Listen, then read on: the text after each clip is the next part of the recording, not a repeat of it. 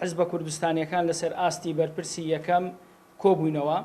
ئەلبەتە ئەو کۆبوونەوانەی ئەیکەین لە درێژەی کۆبوونەوەکانمانە کە لە چەند مانگی ڕابردوو چ لەسەر ئاستی بەشی هەڵبژاردن و چ لەسەر ئاستی بەرپرسی یەکەم بۆ مشاوەرە و گفتوگۆی ناوخۆی حزب کوردستانیەکان سەبارەت بەم هەڵبژاردنە پێشوەختەی کە لە عێراق بڕیاری لێدراوە. ئێمە بە پیری ئەم هەڵبژاردنەوە چوین و بەشداری دەکەین و پێمان وایە هەڵبژاردن ئیستحقاق و مافی خەڵکی عێراقا و بەتایبەتیش خەڵکی کەرکووک.